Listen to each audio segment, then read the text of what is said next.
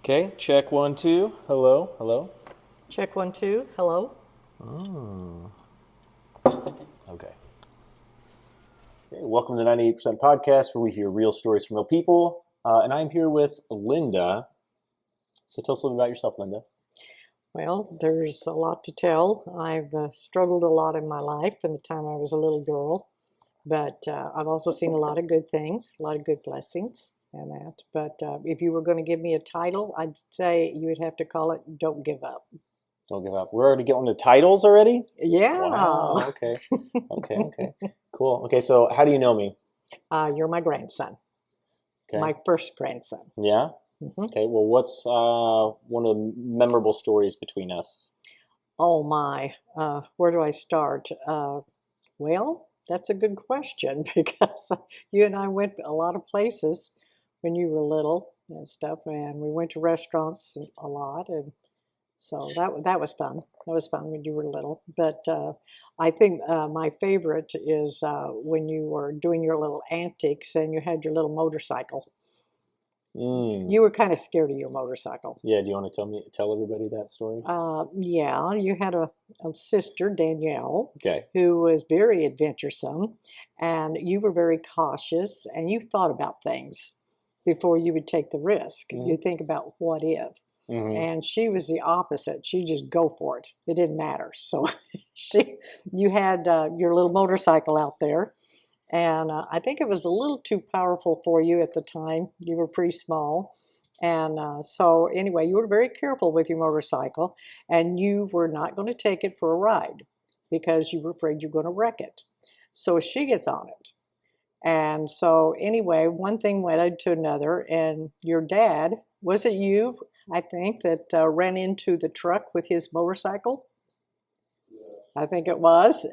And you got upset about it, and you pointed at your dad and said, "Go put it up." So you really liked your motorcycle. You really did. And that. But I don't know. There was just a lot of funny things when you were growing up. Yeah. And stuff that you did. Some of the stuff I remember that I really liked. I liked working at the restaurant. Oh, yes. I Remember forgot doing about that. Yeah, Yes. the rafters and the black bucket. Yes. Both of those were fun because I remember, oh man, I guess I was pretty young. I was probably, what, 6 or 7, something like that? You were around 7, I think, to 8 years old, somewhere in there, because I showed you how to set the tables. Mm-hmm. And it was really cute because you would go around and you set them just so. They had to be done just a certain way. Mm-hmm. And the waitresses, if they didn't set it that way, you would inform them they were doing it wrong. So, but they loved working with you. Yeah. And stuff, because I'd pay you a little bit each day and they'd give you some tips and stuff. So you did pretty good. Oh, man, for that age, I made bank. Yeah. I remember we'd go straight from working there to then having parents take me to KB Toys back in the day. Yep. That was when you were at Tools and More. You were right above that Yep. store back in the day. Yeah. But yeah, I'd always go there and buy stuff with it. But yeah, that was fun. I enjoyed doing that a lot. Yeah, that was a lot of fun. I enjoyed that a lot. I really did. That was fun and stuff. And then at the rafters, I mainly had you because that was Exactly. where we were the busiest. Yeah. And then I think I had one of my granddaughters down at the other one, and they would pour coffee. Yeah. And stuff, so. Yeah, because you had me do the black bucket sometimes, but I remember that one was fun because it was really unique. Yeah. Because it had obviously the restaurant was upstairs, the downstairs Right. had the arcade, so I remember playing games Right. sometimes. I remember cutting my finger with a pocket knife Yes. down there. That was fun. Yes. Because I don't know what I was doing, just being goofy, I guess. Yeah. Then we used to feed the ducks. Oh, yes, we did. I had to make biscuits every morning down there. Yes, down at the Black Bucket, I'd make a big old pan of rolls and stuff like this and biscuits for the day. And it was a big pan. I mean, we're talking about big. And I'd always have 1 or 2 little ducklings that would be down there at the dock. And they waited every day for me to come. And I never paid any attention to them until I started observing what they were doing. They were like the lookouts. Because when the biscuits got done, then the first 4 biscuits I always gave to them. Well, by the time I got downstairs to give it to them before I opened the restaurant, all of them were there. And there'd be 15, 20 ducks there. all waiting to get their little biscuits. Yeah. Yes, that was a lot of fun. That was fun. Yeah. Yeah, those are some of the memories I remember. I remember the restaurants, and then I think some other memories that I always tell people about are the going to yard sales. Oh, yeah. Because I know that's a thing you're into a lot. I just remember going with you, and you never know. We found some cool stuff sometimes. Yep. I'm trying to think of some of the things I found. I remember I found some little basketball players with the big heads, if you remember those. Yes, A bunch yes. of those. They were selling those for super cheap. Aren't you the one that got the big bust? Yeah, the big conquistador head. Yes. Yeah. Yeah, they Mom wasn't really excited She about that one. hated that. But it's like, this is kind of cool. And it's like, it's only 50 cents or whatever it was. I know. It wasn't anything. She so, hated that. yeah. I wonder whatever happened to that. I don't even know. Because I remember I don't got it and I know. wanted to put it like on the end of something. And I think they were like, yeah, we don't really want it to just hang out in the open for everybody to see. Yeah. Yeah. It was sort of funny. She had it was sitting on a table or something for a little bit. And Yeah. then I'm not sure what happened. Probably when the trash came when we didn't know about it. Probably did. We'll Yeah. have to investigate. Yeah, that's what happened. That's fun. Okay. So then how this works, because I gave you all the questions ahead of time. You were to look them over, and then what we're going to do is the goal is just to go through these questions and just connect with the audience. Okay. So Okay. always have different types of people on here, and I think the cool thing about this podcast is it gives people the ability to realize they're not alone in what they go through, and that they can, hopefully connect. So we'll go through the questions. So here we go. So let's Okay. start at the beginning. So what was growing up like for you? Oh boy, that's really interesting. I started out in Oklahoma City, and my older brother was born here in Missouri, right down here at Lake of the Ozarks. And then we went back to Oklahoma to work because times were really rough back then. You only made money from like Memorial Day to Labor Day, and then it was over and done. So he went back to Oklahoma, my dad did. And so while we were there, I was born, and then I had two other brothers, one 2-year younger and one 4-year younger, Jonathan, and also Steve was born. And then we went back to Missouri. So I came back here probably when I was about 5, something like that. And that's where I spent my whole life, is right down there. And times were very interesting back then because you only had that short time, to make. And it was like a little mom and pop resorts at that time. And times were much different back then. We didn't have any technology. We had the old phones. We had the phones that were, if you picked up the phone, there might be 2 or 3 more that's on that same line. Yeah. And you'd have to tell Ethel, I really need to make a phone call, Ethel, So it was kind of funny thing there. And then we had, I remember the first color TV we got. And it was terrible compared to today. I mean, it was all an antenna for one thing. And then you got all that snow. It was like that snowy background. You could barely see them. And we were just glued to it. We were just fascinated by this TV. But most of the time we spent our time out with bicycles and, things like that. But Osage Beach was different back then. Nobody locked cars. You didn't have to. There was no crime. I hardly ever heard of crime in the 50s. And we had, I don't know, there were just a lot of little tiny little businesses. Like there'd be a little tiny gas station and just little things like little mom and pop businesses at the time. And I remember there was a gravel road that went through Osage Beach because it used to be called Zebra. And it wasn't called Osage Beach, it was Zebra. And it changed when Bagnell Dam came in. And that Bagnell Dam came in about 1937.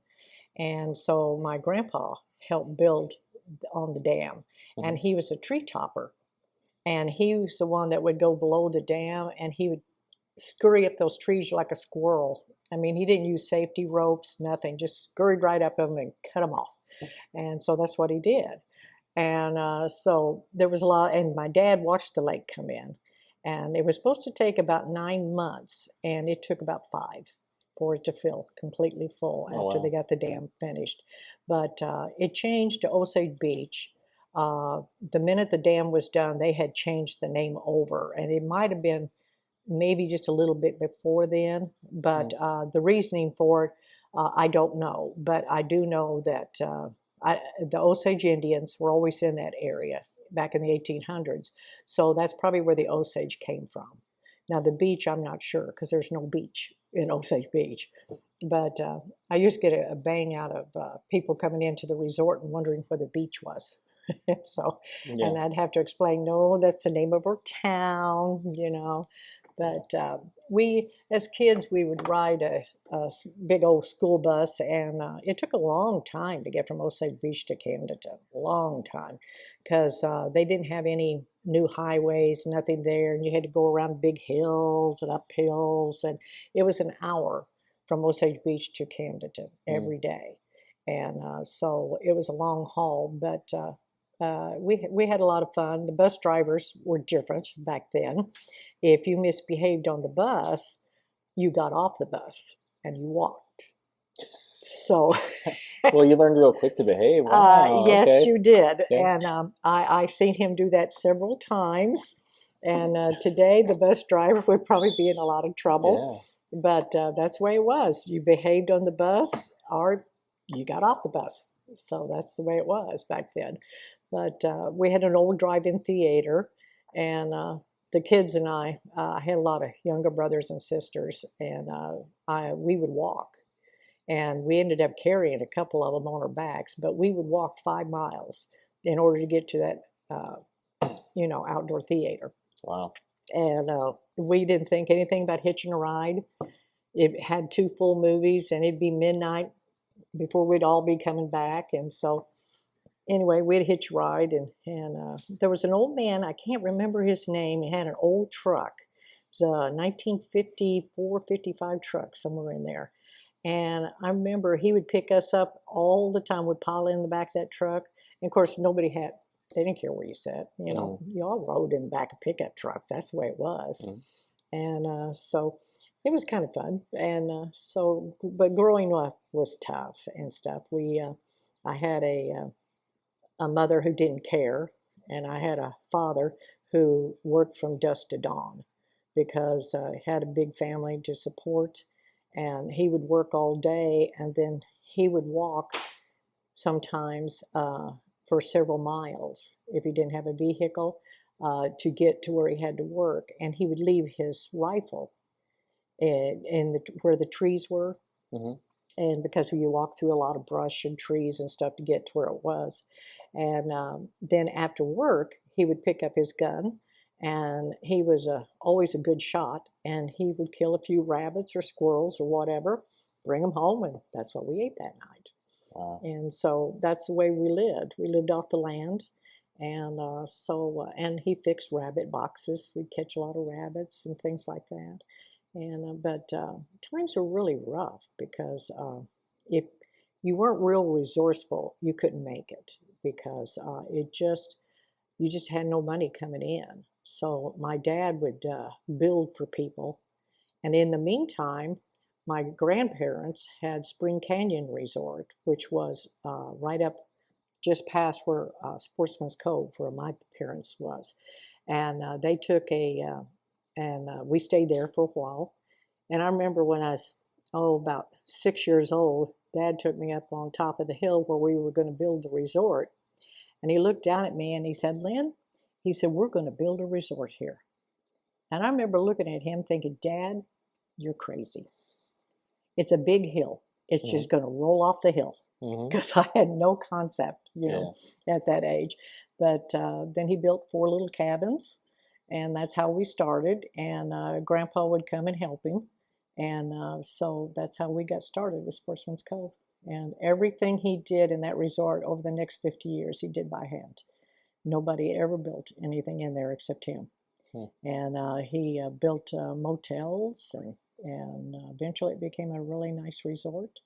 And but I had a mother that didn't care too much. And when I was about 12, I guess it was, something like that. I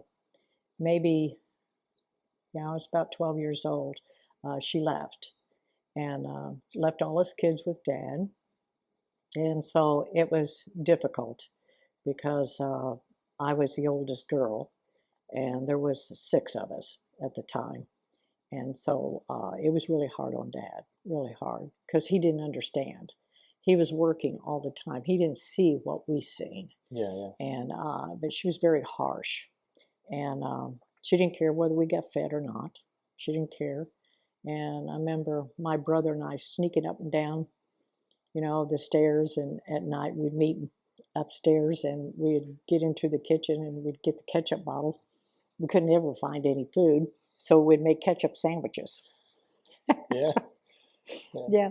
Yeah, that's what we lived off of, was ketchup sandwiches.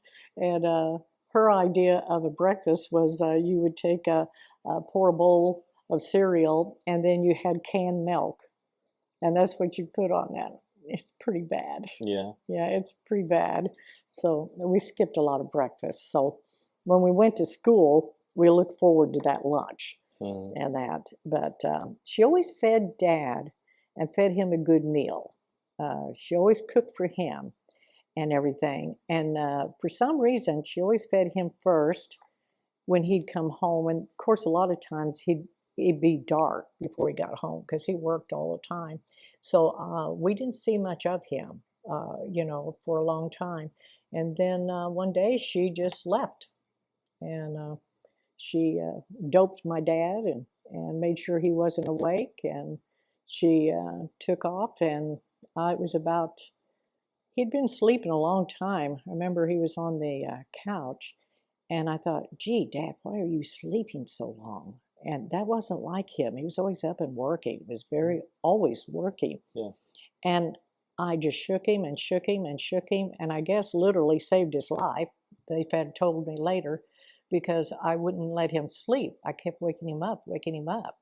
And the phone rang, and it was her. So I told my dad, I said, Dad, you've got to get up. You've got to answer the phone. I said, Mom is on the phone. So he finally was able to he literally staggered to the phone, but he didn't make it. And she just told him that she wasn't coming back. She had found, we had a guy that worked in the resort, a handyman. She decided he was better than my dad, and that wasn't coming back. So meantime, Dad wasn't able to function, and he called her brother, and he came and got Dad and all of us kids. And I remember for a couple of weeks or so, we stayed with them and stuff. And so to this day, I have no idea what she gave him or anything, but he was a pretty sick man for quite some time. And but after that, then it really was rough, because from the age of 12, I had to take care of my brothers and sisters. I'd get them dressed for school, and and then I'd go to school, and then I'd come home, and I'd try to fix dinner the best a 12-year-old can do, which was better than what we'd been having. But so anyway, we cooked, and it was, I guess I was probably, he got a divorce really quick. I remember that, and he got custody of them. And my grandma lived around the bend in a house at that time. They had moved to a house by the resort, and she would come over during the day and kind of sit with the younger ones and that while we went to school and that. And so that helped a lot. Yeah. And then eventually he remarried and found the woman I call Mom now. Yeah. And she was so different than what I was used to. I couldn't get used to it. We moved to Oklahoma. I was a freshman in high school, and I remember it was a big change to go from a little country girl to this big city, And I'd get up to start cleaning or something. She'd tell me I didn't have to do it. And I found myself getting angry because I felt like I was the mom, because I had been for so long. I'd been taking care of them since they were like a few weeks old. And now all of a sudden this strange woman steps in and she's taking over. And that was really hard for me to adjust to that. I didn't want her taking care of the kids. That was my kids, So, but we had, I found eventually I got used to it, we were a few months in. And we had an episode where one day the kids and we like to go down to, I think it was called Lake Madison. I might be wrong on that, but it was close to where we lived in Oklahoma City. And so we went down there. And at that time I was 13 going on 14, 114, yeah, I was 13. And we went down to the lake, and it was a really hot day, really hot day. And we had to walk like probably a couple of miles Yeah. to get there. And but it was okay. I mean, we left when it was fairly cool. But then it suddenly got so hot, and I thought, boy, we got to get these kids back. So we all started back, and I remember there was a guy in an old station wagon, and he had a fishing pole in the back, and just typical guy, you know, Yeah. and everything. And I asked if we wanted to ride, and I said sure, because he was just a older gentleman at that time. He probably was 50, 60, something like that. And so we got in the car, but he wasn't going the right way. And I thought, well, golly, where's he going? You know? And he pulled into an area, a very secluded area that was nearby, but it certainly wasn't on the way home. And there was a lot of sand and broken glass. Mm-hmm. You know, it wasn't really a safe place to be. And I thought, what is he doing? And so he said, well, I just thought we'd sit here for a few minutes before I take you home. And I thought, that's a little strange. Mm-hmm. And he said, the kids might like to get out and play. And so I thought my radar went up. And I thought, this guy isn't acting right. Mm-hmm. So I told the kids to get out of the car and watch the broken glass, because I thought, I got to get them out of this car, because there's like, my goodness, at that time there was us five. Yeah. And I thought, I got to get them out of there. And so anyway, he took and looked at me kind of funny, and he started asking me questions. And I left the door open. I said, boy, it's hot. So I left the door open. Mm-hmm. And I thought, well, I'm going to have to make an escape somewhere. So he started asking me questions. He wanted to know how old I was. And I told him I was 13.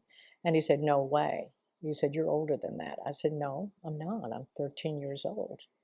And before he could say anything, I was out of that car, Mm-hmm. because I did not trust what was happening. And I told the kids, start walking, walk fast, and start towards home. And because I just could not take a chance. And he started to get out of the car. And I think if I'd been by myself, he probably would have tried to pursue me, but he didn't. And I think it's because there were so many kids, and, you know, that's probably what saved my bacon that day. But anyway, we made it back home.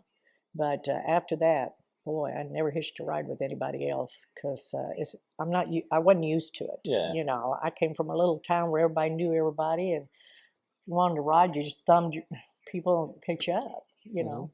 And so that was kind of interesting and like that. But then we stayed there just for my freshman year in high school. I remember John Kennedy was assassinated when I was a freshman in high school. And I remember when they announced it, we were all in class at the time, and several of the kids had different reactions. Some said nothing, some were crying, you know, different reactions, and I couldn't get it here, you know, that this was actually real. It didn't seem real to me, but we all left, and I'll never forget it. You know, they always say that something important, sometimes you remember where you're at. Yeah. And that's where I was at, you know, and stuff. But we left, and then we went back, and by this time, of course, Mom had 2 children of her own, and there were 6 of us, and so Dad adopted her too, and she adopted all 6 of us, and so that made us 8 kids and stuff. So, but it was a very interesting growing up, and things got much better after he was married. Things were a lot better, a lot better. Now, I had a couple of brothers that took off when they were young. They just didn't want to follow the rules, or they just didn't. They weren't happy kids, you know, or anything. There was a lot of damage done, because when Dolly left, my one brother, Randy, held onto her leg and begged her not to leave, and she just took and pushed him away like he meant nothing, and left. And so I was kind of the glue that held it together for a long time, and that because I had to, you know, and everything. But I know over the years, the coming years after that, I never seen her except once. And it was at a distance, and I didn't want to see her. I had no use for her. And people never understood that because they said, well, she's your mother. And I said, well, you have to earn that title. You have to earn that title. I said, she never earned it. So, no, she's not my mother. And I remember years and years later, when she died, I didn't attend the funeral. I didn't feel I needed to attend the funeral because she didn't have anything to do with any of us. And she went off and left us and deserted us. So I felt like, why would I pretend to care now? You know what I mean? Yeah. It was just, I didn't have any feelings there. And that's kind of sad because it should be hurtful when a parent leaves, but it wasn't. Not for me, it wasn't. Now, it was on the boys. It was real tough on the boys. They took it really, really hard, got real rebellious. My older brother wanted nothing to do with our new mom, and then he got really close to her, and things were going really well. I mean, she was always very kind, and she always put on a big meal on the table, and so things got much better after that and stuff. But it was a little different. It was a little different growing up there. You know, we didn't have, like I said, the things that kids have today. But I don't think that was a bad thing, you know, because you had struggles, but you learned to be strong because you had to get through those struggles, you know, and everything. But the most fun I had was whenever winter came along. We used to have big snowstorms here, and it'd be nothing to have 2 feet. One time we had 3 feet of snow on the ground, believe it or not. Wow. And we missed 3 weeks of school, so we got bored. So all of us kids went up to the top of the hill, and there were the Scots, which was our cousins, that lived on the opposite side of the hill. Okay. So they came up on this side, and we came up on this side, and we decided we were going to have a snowball fight. But we wanted to win because there was a bunch of them and a bunch of us. So we put rocks in our snowballs. So, yeah, we did. And it was really funny because we started winging those snowballs. And we hollered when those snowballs would hit them. And it was so funny. And finally, we won every Scot to our side. They all quit and came to our side. The only one left was one. And poor Alan, it's a wonder we didn't give him a concussion. He gave up. But we did things like that growing up. It wasn't anything for us to crawl up on top of a dock and dive off the roof. Or sometimes we'd take a boat and we would paddle all the way down the lake, and we'd go up this bluff. And it was way up there. And so we'd make a fly run and jump right off of that bluff and hit the water. And we all learned to swim like fish by the time we were 3 and 4 years old. You had to because we lived on the lake. But one time we were up there and we were starting to go up, and I turned around and there was a growl coming out of that cave. There was a cave up there. And I thought, oh, that's interesting. That's not good. So we all dove off of there. And I remember telling my brother, I said, okay, that's it. I'm not going back. I said, I don't know what's in there. I said, that's a mountain lion or a bear, one of the two. And I laugh at these conservationists because they always say, well, there's no bear in Missouri, you know, that's just a boar coming through. I even wrote to him one time and said, oh, yes, there is bear. We've seen bear here, and we've seen mountain lions. And one night my dad was telling me about the time right down here by Tire Biter in Osage Beach, there's a house built there. If you ever go by, you need to look at it. It's made with sandstone, okay, which was, everybody built things with sandstone back then. And anyway, my grandparents had lived there, and they had been building these cabins and things like this. And so Dad was in this old log house that they had, and you would take the mud out between the logs in the summertime because you wanted to have, you know, breeze and air when it got hot. but you also got a lot of bugs and spiders in there. That wasn't a good thing. But they learned to live with that. And then you would put the mud back in when it started cooling off. Mm-hmm. Well, one night they had a smokehouse out there, and they had just got settled in. Of course, everybody piled into the same bed. He said nobody slept by themselves. These little cabins were like 10 by 10s, so you had to learn to like each other or leave, one of the two. And they heard this screaming, and they thought, well, what in the world? And then Dad said my grandpa, or it's my grandpa, but his dad spoke up and said, don't go out there. And he said, nobody goes out tonight. And it was a mountain lion. And so some people call them cougars, or, there's various panthers, different names for them. We always just call them mountain lions. But sure enough, he said they went out there the next day, and the door had been clawed up and the dirt had been clawed up because it was so frustrated because it couldn't get into the meat house because it was after the meat was what it was. But it was like that back in those days. And a lot of people, and we seen bear all the time. There was cougars and bears out there. We seen them, and now you see them everywhere. You see them in Camden at the going across the interstate or the intersection there. Yeah. But just a lot of various things. But it was interesting times, to say the least. But yeah, for that's sure. what it is. Yeah. So you mentioned a lot of things there. So how do you feel like growing up with having obviously the interesting family dynamic? How do you feel like that impacted you as you've grown up? It did impact me. There's no doubt about it. The problem is that when you grow up in a dysfunctional family, there's not a lot of love shown. Yeah. And there's not a lot of, you never hear the word, I love you, or anything like that. I knew my dad loved me because he would show it, but he would never tell me that. Yeah. Now, he did in his older years, but not when I was growing up. It was foreign to them to be like that. His mother was very stern with him and beat him a lot. And his dad, on the other hand, loved him.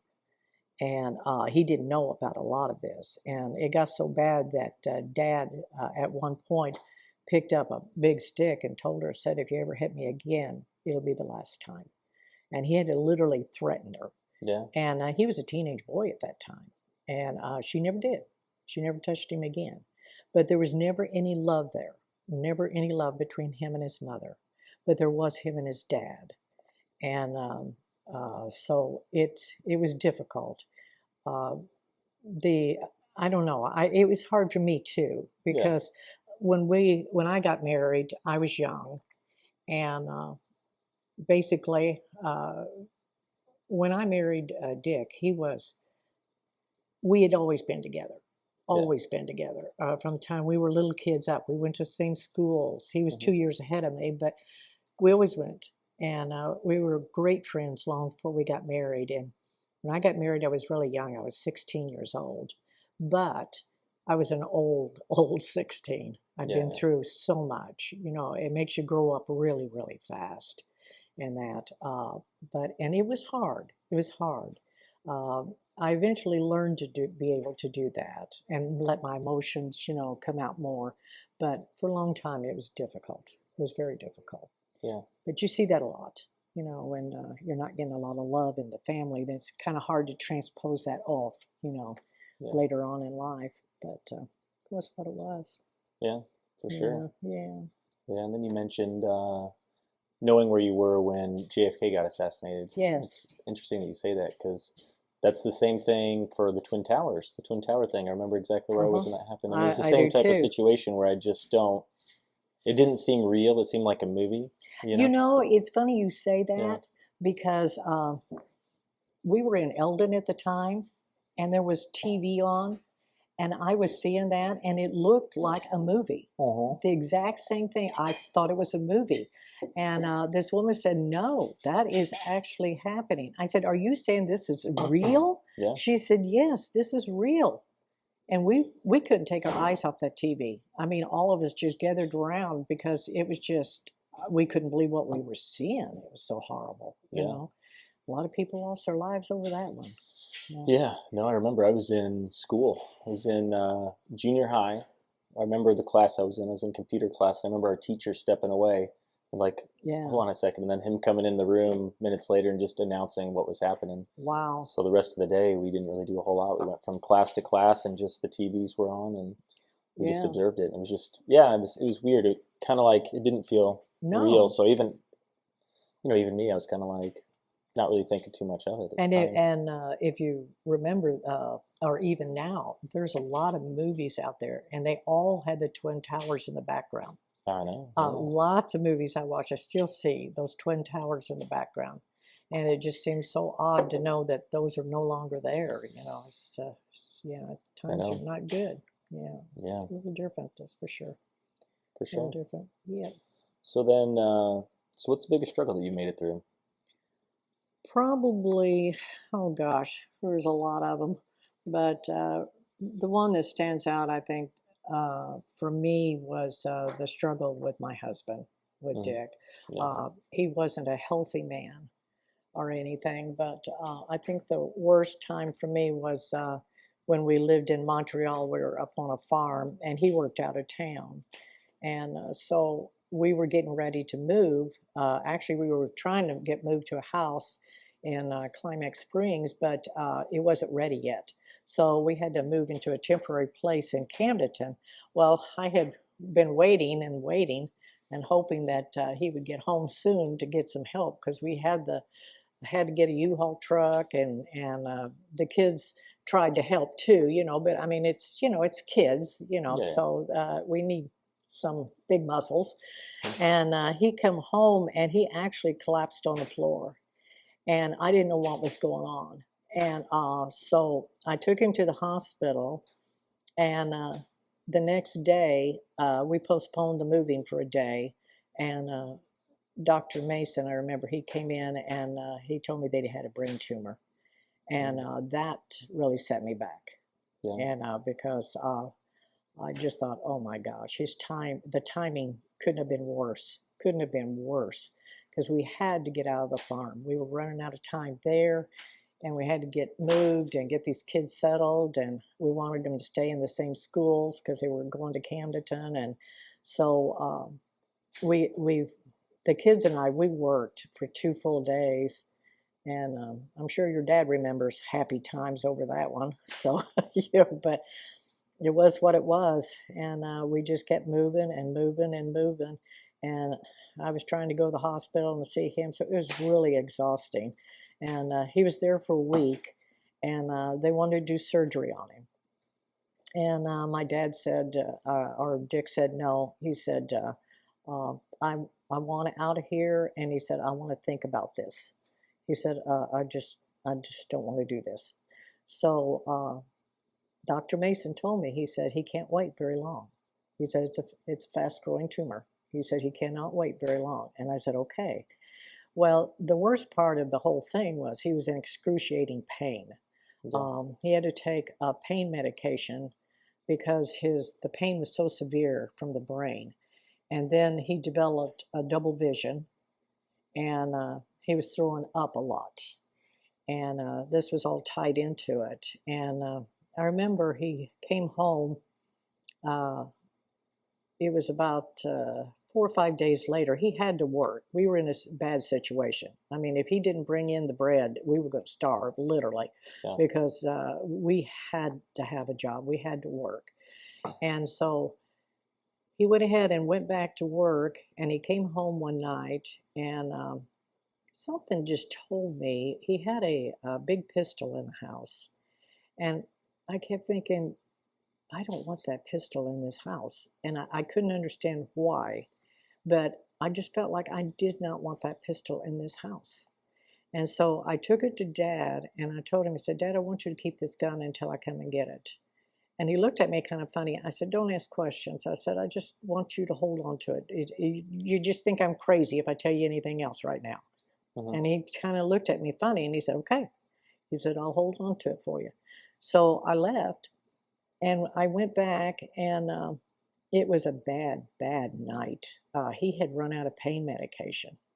So it was too late to get to a pharmacy. I called Dr. Mason. It was like 1 a.m, and I had his direct line to his house, and he got up and answered the phone, and he said, Linda, what's going on? And I said, he is in so much pain. I said, I don't know what to do to relieve it. We're out of medication. And he said, oh God, it's happening. And that's his exact words. And I never forget those words, never, because I thought, oh my gosh, he's dying right before my eyes. So he later that night, it finally became early morning, and he called me again, asked me how he was doing. I said, he's in excruciating pain. And I said, I don't know what to do. He said, I'm calling the pharmacist at home. I'm going to have him there early. He's going in at 7 a.m. He's already said that he would agree to do this. Mm-hmm. You get there at 7, and the minute they open, and you get his medication. I said, okay.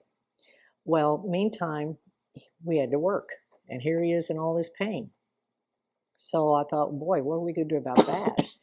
So I left one of my brothers with the kids, and they said they would sit with the kids. Well, I went with him because he was working in Joplin, and I knew he couldn't do this on his own. Yeah. And I gave him a pill, and he just literally went to sleep, and he slept all the way to Joplin. Well, when he woke up, he wasn't in the pain that he was. And so he said, I think I'm okay now. So we went to the motel where he was staying, and I said, okay. And he said, I'm going to just go over. I said, you're not up to working today, are you? And he says, no. He said, I think I'm just going to go over and look at things and check and make sure everything's going okay. And I said, okay, because he was building a restaurant. And so we said, okay. So we went ahead, and while he was gone, I turned on the phone or the TV, and the 700 Club was on. And I'm a big believer in healing. I think that God can heal today just like he did back in any other day. Because God says that you ask him, you thank him for already doing it, and you have to accept it. You have to. You can't just say, well, what if? Yeah. So, and that's the kind of faith I had, and I still do to this day. Healing can take place anytime. So anyway, I was watching the 700 Club, and I'll never forget, there was a black man that was on the 700 Club, and it wasn't a show that I watched all the time, but it was just happened to be on. Yeah. But something made me get glued to it, and all of a sudden he looked up in the screen, and he said, there's a woman that is praying right now for her husband's brain tumor, and God is healing him right now of his stomach issues. And he's also going to heal the brain. And I accepted that for me. Yeah. But it was the first time I realized that the throwing up and the brain tumor was two separate things. And because we all assumed it was from the same. Yeah. And he had lost over 40 pounds. So we waited, and he came home after about 15 minutes. And so I told him, I said, Dick, you've got to understand now that you're being healed by God. And he said, well, what do you mean? And I told him what was going on. I said, by any chance, he said, well, it's funny you say that. He said, when that man said that to you, because he said, I opened up the truck door and I was getting ready to throw up, because he threw up constantly. He didn't have to eat. He just threw up. And he said, nothing happened. He said, it's the first time I haven't thrown up in several weeks. And I said, well, he said that he was going to heal you. And I said, so you accept that? Well, it took about 6 weeks. He wore a patch over one eye because he had two distinct things that he was seeing. And so anyway, he got to feeling better and better and better. And his was a long process. It was over a 6-week period. And the double vision was the last to go. And then he went back to see Dr. Mason, and I'll never forget Dr. Mason. He was an atheist at the time, and he didn't believe in God. If it wasn't science, it didn't happen. So anyway, we told him, and he said, he just kind of looked at us kind of funny. So we did another study, and they did all the x-rays, blah, blah, blah. And it was gone. There was no Wow. brain tumor. And he just kind of shook his head and he said, you know, he said, maybe I misdiagnosed that. And I said, Doc, I said, you better go back and look at all your records. You didn't misdiagnose. I said, God healed him. Hmm. Well, we didn't know. I didn't even find this out until 2 years ago, that when Shanda was working, my daughter, at the dress barn store, Yeah. okay, a woman came in. And she had, years ago, had been going to Dr. Mason and said that, yeah, said he had a famous patient that he always talked to all of us patients about. And she said, a famous patient? Said, yeah, talked about. Said this guy had a brain tumor and said that it just disappeared. And he said it made a believer out of him because, Wow. and so he became a Christian Wow. because of that one thing. So you never know how God works in a person's life. They can witness something, or something can be said, or just something that you pull out of your hat years later. And so every day when you talk to people, you don't know how you're, helping them. Yeah, And you exactly. don't know, for a long time. But yeah, it was quite a struggle and stuff. That was probably the worst that I had went through, but I gone through a lot. Yeah. And then Tammy was healed of a leukemia when she was 5, and her healing was instant. Yeah. Hers was not over a gradual period, but I seen so many miracles that I thought it was commonplace. I really Yeah. did. I thought Yeah. it was just, it happened to everybody. Hmm. And people asked me, well, why you? And I said, that's a good question, because I don't deserve it. I said, I'm not better than anybody else. And Yeah. I don't know. I said, I have no idea. You can have 5 people that's deathly sick. Maybe 2 will be healed and 3 die. I don't know. I guess when God gets done with it, he's finished, Yeah. and calls you home. So that's the way I look at it. So Yeah. yeah, it was interesting. So how old were you all when he got diagnosed with a brain tumor? Oh gosh, I think Rich was. I think he was around 14. Yeah. I think maybe 15, but I was thinking around 14. Something. Your dad was about Yeah. 14 years old, Yeah. and let's see. So that would place me. I was 16, so what? About 30. That's Yeah. 30 years old, something like that, Okay. when that happened. Interesting. Okay. Yeah. So then it's funny because I remember his illnesses as he got older, but I don't think I ever heard that story. That was the first time I've Oh, ever heard that. really? Yeah, I didn't know. Oh, yeah. I didn't He know about was that. healed of a brain tumor, and he was a diabetic. He developed diabetes, Hmm. Yeah, I remember that. Yeah, he became a diabetic, and of course became very ill. Yeah. Yeah. On the end had heart issues. He was on kidney dialysis and all that.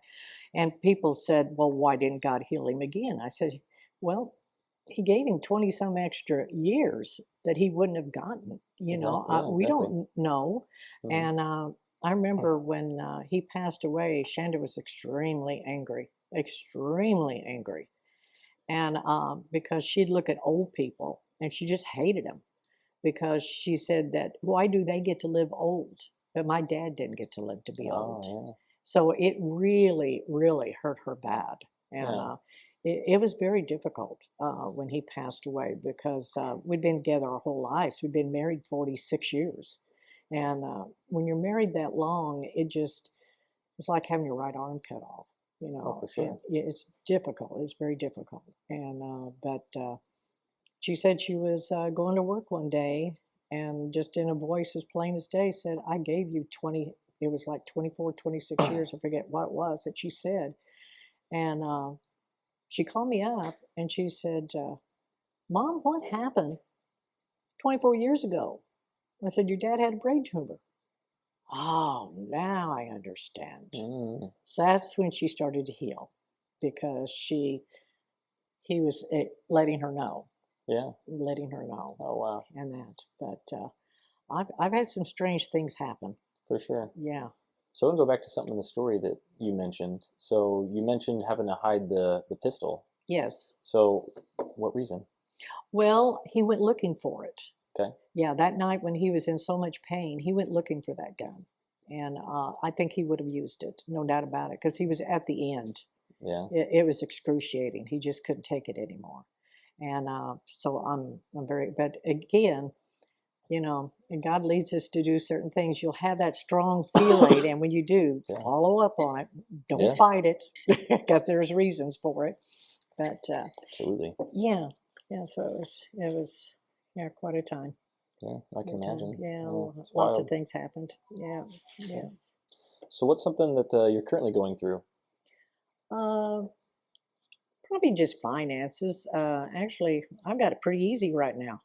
Well, that's nice. Yeah, I got it pretty easy right now. I got a son that lets me live on his land, and got a little cabin going here, and so yeah, I said I love having kids with benefits. It's great. You know, that's why I call them kids with benefits.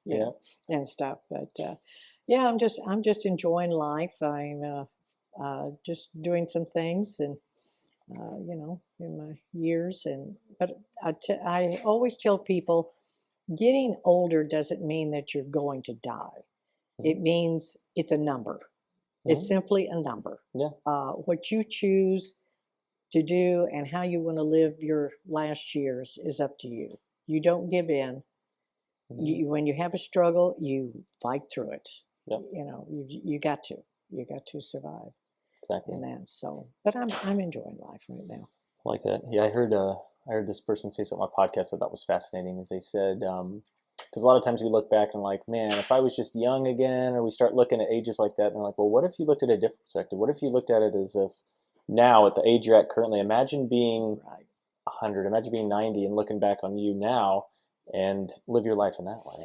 Exactly. It's just kind of fascinating to think about. It's like, because the moment now, like, you're going to be at one point in your life, you might want to look back and say, like, man, when I was 50 or when I was 60, or, you know, it's interesting. And that's true. I remember Dad saying something, and it is true. I didn't understand it at the time, but I do now, because he always said the brain doesn't change.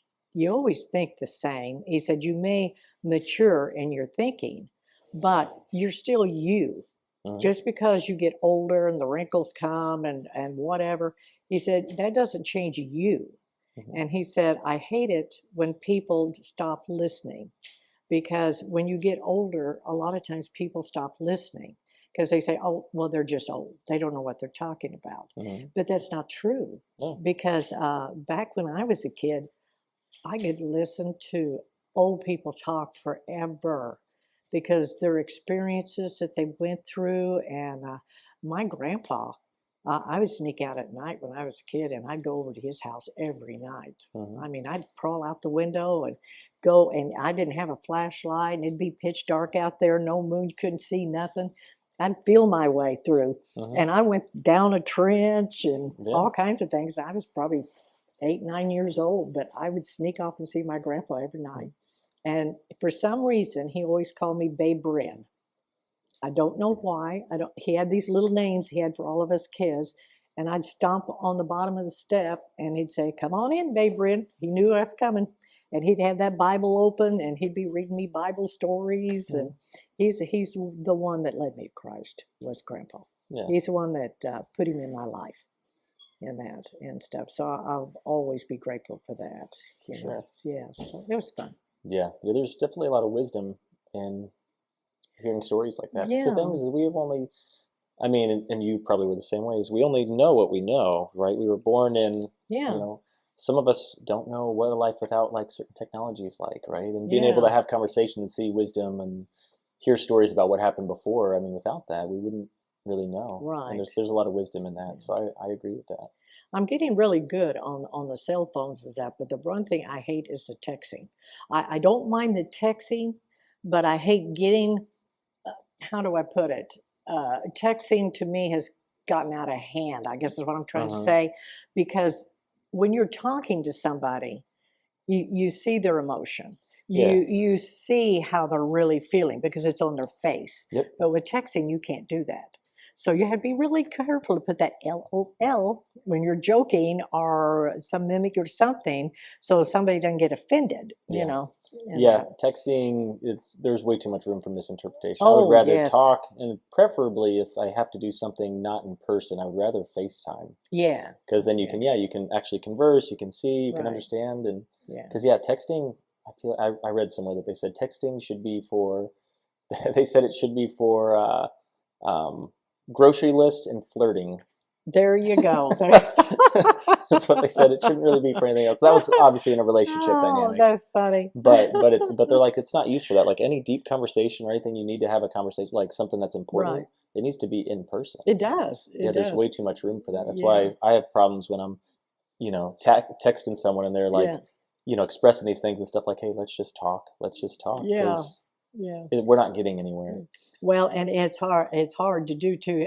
You don't know whether you should be calling or not. Like with you, since you live so far away, it's hard for me to know. Well, now, if I call him, he might be in the middle of something. So I think, well, if I text him, then he'll either call or text me back, and that's the way I communicate with you. It's not good though. For sure. No, Yeah, I mean, I don't mind if people call. Yeah. If I'm busy, I just don't answer because I'm busy.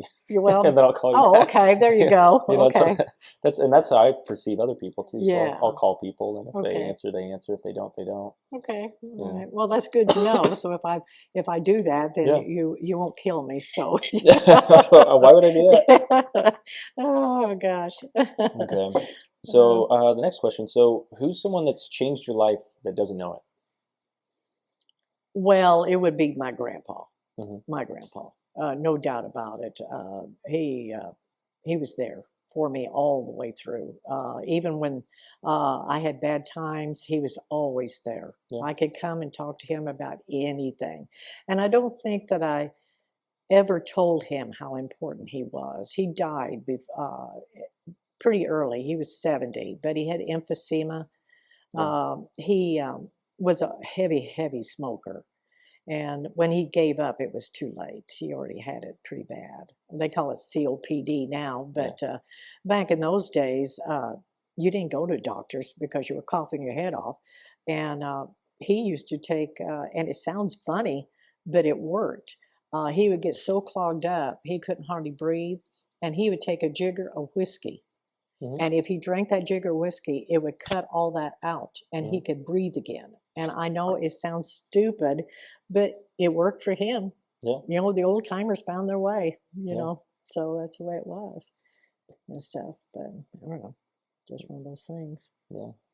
Yeah. For sure. Yeah, it's interesting. I like this question just for the fact that I think it, for instance, when I put it in there, it positioned me to think about always letting people know Yes. when they've impacted you, because Yes. a lot of times we don't. We take that for granted, and I think about the people that have changed my life, and a lot of times I didn't tell them, and they didn't know, and Exactly. I always think how wonderful that would be for someone to know, for someone to know like Yeah. that you impacted someone in a positive way. Well, I had that. The only time that I ever had that happen, like you said, people usually are not really good about coming back and saying, well, Yeah. you helped me with this and that. Yeah. But when I was a gospel singer, for about 40 years, and I made an album, and it was funny because I could not bring myself to sell it. I could not sell those CDs. I just could not do it. And to this day, I still cannot sell a CD. I just can't. So I give them away. Yeah. Well, my dad invested $5,000 to get it. And at that time, that was quite a bit of money. Oh, yeah. And he'd say, Lynn, he said, why don't you sell them? He said, you don't have to pay me back, but I mean, why don't you sell them? I said, Dad, I can't. I said, don't ask me why. I cannot do it. And I said, I don't think God wanted it for that reason. So I started just giving them out. Yeah. And I mean, they went all over this United States. It's funny. I didn't make that many, but it was so funny because between the restaurants and running those restaurants and the strange people who came in, you know how it is. You get to talking and one thing leads to another. And I wrote a song called The Cross Will Always Stand. And it was about the healing that Tammy received when she had leukemia. And I had a lady one day in the restaurant, and she was going through the same thing she didn't have leukemia, but she had a cancer. Mhm. And I said, I want you to take this, and I want you to look up the song, The Cross Will Always Stand. It is about my daughter's healing in leukemia. Mhm. And she said, really? She said, do you believe God heals today? I said, absolutely, absolutely. And she said, I'm going to take it. And that's just kind of the way it is. And I don't get a lot of feedback from these people because I didn't give them an address or Oh, yeah. nothing. You know how it is. You don't stay in touch with them. But over the years, I've had people write into the church down there where I was singing for so many years, and they'd ask if I was still there. And if I was, could I get an address or something like that? And they'd want more CDs. They were giving them to friends. Yeah. So that's kind of the way it's been going and, Cool. stuff. So, yeah, so that was fun. That was fun. It's very cool. Yeah. Okay. So what's a skill or talent you could share with the audience? Well, definitely that. I Mhm. was a singer for a lot of years, and I still like to sing, but I've just not got the opportunity, or anything like that. But gospel, I always sang a lot of Southern gospel, Mhm. but not now. Now it's more updated, more modern, and everything. But one thing I am doing is I'm writing a novel, Uh-huh. and I'm enjoying that. And I read a lot. I love to read, but I like books that's full of adventure and romance and mystery, and So this book is all of it. So I've got 100 pages done of it so far, Mhm. and so a friend of mine, she's a novelist, and she wants to read it when I get finished. And I wrote a children's book, and maybe one of these days I'll put it to use or something, get it published or something. But it's just for my benefit, and that. And I usually wrap them up and give them to friends to read and stuff. They like it, so that's Yeah. the way it is. That'd be sweet. Yeah, I got to read it sometime. Yeah, I'll Mhm. let you when I get done with it. Yeah, it's this one here is I love this. I think it's going to be a good novel when I get it done. Yeah. So what got you into writing? I've always loved reading and writing and anything like that. I used to do a lot of it when I was in school, and I did a lot of essays and things like that. That's normally just required, but for me, that's a takeoff. I just go with it. Where you had to have like 1 or 2 or 300 words. Mine would be probably 600 and 900 words, and but I just enjoyed it. It was fun. That's was cool. fun and everything. Yeah. So what's something that you're learning about currently that you'd like to teach us? Well, actually, just mainly, just don't give up. Don't give up the struggles. All of us are going to have. We all go through certain struggles. Mhm. Mine's finances, but I've always had a battle with finances. But that's okay because in my mind, if I get my bills paid, I'm all good. Mhm. I don't have to have the extras, and that. So, and like I said, I got kids with benefits. So if I get too poor, they say, Mom, come on, I'll take you out for dinner, So Oh, that's nice. even Joshua did that. Oh, that's sweet. Yeah. That's yeah. nice of him. He came up to the cabin and he said, Granny, I don't know what to do for birthday. So he said, how about a chai tea? I said, we'll go to the coffee shop. Okay. So we went to the coffee shop and he says, I think I feel like eating. What do you think? I said, okay. So that's what we did. He paid for it. So That's awesome. yeah. So that was kind of fun. Cool. Yeah. Then what are you doing for fun right now? Well, besides writing the novel, just enjoying my grandkids, and I'm going to Versailles, the little town over there. Mhm. We have a big swap meet.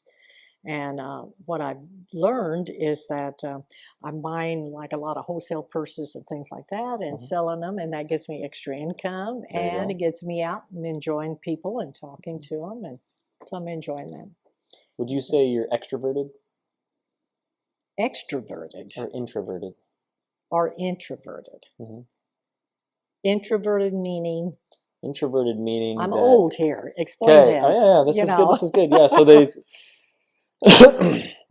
So extroversion is basically getting your that you get filled up or you get your energy from being around people or socializing That's or connecting. me. That's That's what I me. figured. Yeah. And introverted is you need more alone time to kind of get Yeah. to kind of get back to Yeah, energy no, levels, right? never. So people have that. It's a spectrum, so you can lean somewhat in the middle. You can lean one way or the Oh other. no, I'm But I definitely could tell you're extroverted just by yeah, our conversation. all the So way. Yes, yeah, yes, that's fun. yeah, Okay. definitely. Yeah, Okay, cool. I like being around people. I do. Me too. Me Yeah, too. yeah. So, okay, so we kind of already mentioned this, but I'll say the question real quick. So we said a story, if you were going to make a book from the time you're born to now, what would that title be called? And what did you say it would be called? And I said, never give up. Never Give Up. Never give Okay, up. never give up. No. Okay. And I feel like you've defined that pretty good so far on the podcast, but do you want to elaborate any more on why it would be No, I never give think up? I've covered all the bases. Okay. I'll probably think of 100 things after we leave, but Oh, sure. it is what it is. Okay. Perfect. And then we have this is kind of the moment of the podcast where you get to share whatever you want with the audience. If you kind of already talked about the novel stuff, but if Yeah. there's anything that you want to promote, anything that you want to connect with the audience, or any questions or any answers you want to share, this is kind of that time. No, actually, I've covered pretty much. I do like talking to people about some of the struggles that they're going through and encouraging them. And I think that people need to understand that what you say to someone is so very important, sometimes not to say, because, the way I explain it is that it's kind of like what the Bible says, the mouth is like a sword. Mm-hmm. It can cut you to the quick, it can destroy lives, or it can be the most encouraging thing that you can listen to. Mm-hmm. And so that's what people need to do. They need to be kind. Mm-hmm. I always told my kids, if it's not kind and if it's not true, you don't say it. Yeah. And that's why I raised all my kids. I agree with that. And I think people need to do that more. I agree. Yeah. They need to do That's that one more. thing I've always lived by too. I don't want to say anything bad about anybody. Right. And I don't want to say anything bad about myself either. No, So, no. yeah. No, never put yourself down, because every person is unique. Yep. Every person has their own unique personality, and they're not all going to be the same. Mm-hmm. And one thing that I have had to stress with my new husband is men are men, women are women. Women think different than men. It's true. And men think different than women. Mm-hmm. And we are not cut from the same class. No. It does not happen like that. So it's sometimes hard for relationships to get started, because you are unique people. And I think that people today need to take time to go back to the old ways. When you find somebody, date them. Mm-hmm. And get to know them, and Mhm. don't just jump into something, and just enjoy life, and go out and go to the movies or go out to dinner or whatever you want to do, or your sports, go to sports, and whatever. But just get to know one another. Yeah. Because I think that's where people make a mistake. They jump into it. These young girls today, especially, some of them, they just kind of jump into these situations and they're not ready for it. Yeah. And I always say that every decade that you live, you learn something new about yourself. Oh, yeah. And you think different. Mm-hmm. And that is true. I'm 75, and I don't mind telling people that. Mm-hmm. And I don't think like I did when I was 50 or 40 or 30, but I'm still me. Exactly. I just changed my ideas. So that's how experiences work, right? New experiences can shift the way people think about stuff. Yeah, it does. It really does. Yeah. But you hit a good point there. I think we need to realize too, I think there's I feel like there's a weird dynamic right now in the world where it's like men versus women. Yes. And women versus men, instead of thinking about like, we think differently and it should be complementary. Yes. Right? That's the reason. Otherwise. Exactly. There's a reason why we think differently. And it should be complementary. It shouldn't be because like, it's a versus thing, like, oh, you shouldn't think this way, you shouldn't be this way, you should only be kind of this, So no, my best advice to any young couple is don't go into a marriage and think you're going to change that person. Oh, yeah, it doesn't work. It does not work. It's not going to work. This is his personality or her personality. You either accept it or you don't. And if you don't want to accept it and it's a real problem for you, don't marry him. Exactly. End of story. Yep. And right on. It's very simple.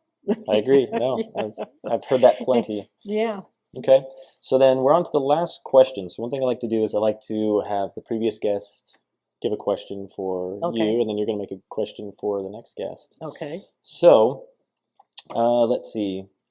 So the last guest left a question that was, if you had one wish from a genie, what would it be? $1 million. Million, $1 million? Okay, explain.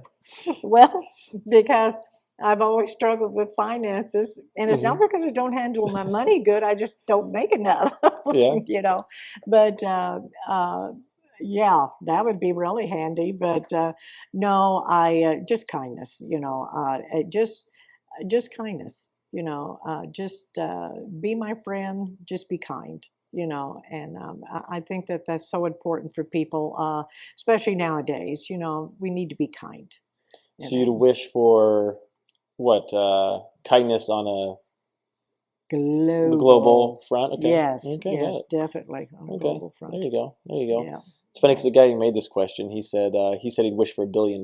So you all are in the same boat there. There we go. That's There we go. funny. See, I'm not greedy. I don't need $1 billion. $1 million, even $500,000 would go a long ways for me. Well, it depends about your financial situation. You might get through that $1 million pretty quick. Well, I don't owe a lot, but No, it could help. Yeah, no. I'd go out and buy me a new car. I know that. There you go. That's some of it. Yeah, Okay, that's got for it. sure. I like that. Yeah. Okay, so then what question would you leave the next guest? Are you doing what you love?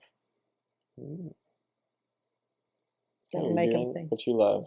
Yeah. Okay. Do we want to follow up on that? So if they say yes, should we have like a why? Yeah. Okay. Yeah. So do you like what you love? Yeah. Okay, I like that. Yeah. Okay, cool. Well, anything else that you want to share with the I audience? don't guess so. I think we've covered, Yeah. everything. And I wish they could see Osage Beach like it once was. Oh, yeah. I remember just even the changes in my life. Yeah. I mean, there's a lot of things that didn't change, surprisingly, but I remember there being, definitely a few things that did. We've got, do you remember when we talked about that sandstone building Mm-hmm. that my grandparents, it's still there. Really? Yeah, it's still there. And about 5-6 years ago, I took a picture of it. And I've got the old original picture of it with Granny and my grandpa standing in front of it. Yeah. It hasn't changed. Wow. The outside is identical. I'm sure the inside is different, but I Mhm. didn't want to go Oh, and yeah. knock on the door, But it's pretty neat. You'll have to go check that out. And Okay. stuff. But this has been fun. I've It has enjoyed been. this. Yeah, I appreciate you Yeah. hopping on the podcast. Oh, This no is nice. problem. No Yeah. problem. We had some good stories and a lot of stuff that I didn't know, that's why I like doing this podcast Yeah. too, just learning more about people. I got lots of stories, but it would take hours and hours and hours. For sure. Yeah. Okay, awesome. Well, But thank you. And yeah, you're welcome. yeah, Yeah, I've I'm sure enjoyed we'll that. do it again sometime. Okay, sounds Okay, good. cool. Okay. Sounds good. Thank All you. right. You're welcome.